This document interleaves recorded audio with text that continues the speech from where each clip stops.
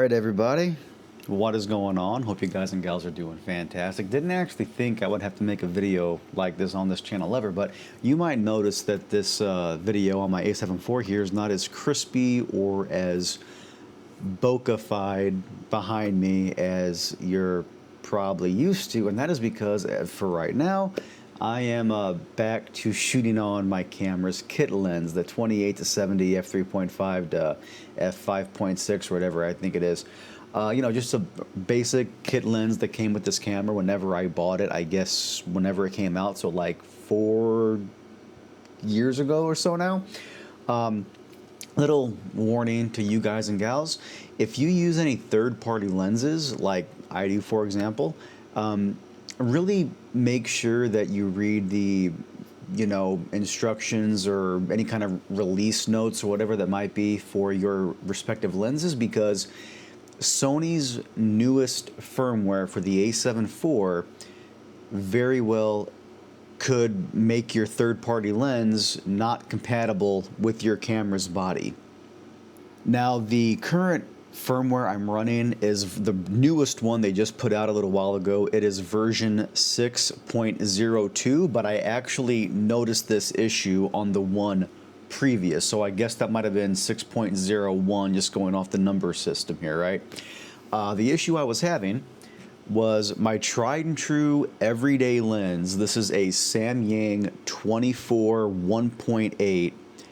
I genuinely love this lens so much. I can open it up to f1.8 to make it really fast.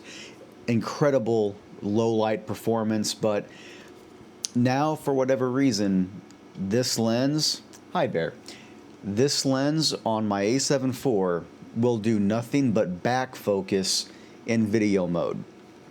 Even though I can hold down the shutter button halfway to force it to focus on my face and on my eye, as soon as I let go of the shutter button, it slowly starts to back focus onto whatever is behind me. Even if the, you know, the autofocus box is around my face, and even though I'm blurred out because everything's focused behind me, sometimes it still focuses on my eye. It just will not focus on me.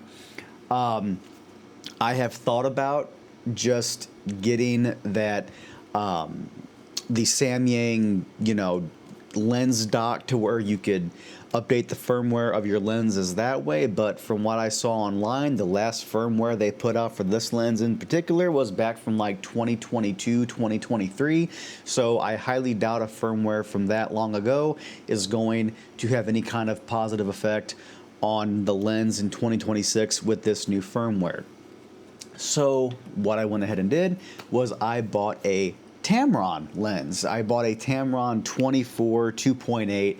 It's not going to be as fast as this here, but I mean 2.8 for my needs, especially for filming like this here, it is more than enough. And if I ever need to do some, like, you know, lower light photography or in a dimmer lit room, the A7 IV has incredible ISO performance, you know, so that really shouldn't be that big of a deal. Matter of fact, I think I'm a little underexposed with this kit lens, but I'm already at the second native ISO 3200, and frankly I just don't want to go higher than that. So if this looks like crap, I do apologize, guys. Like, y'all, I'm not even gonna lie here, okay?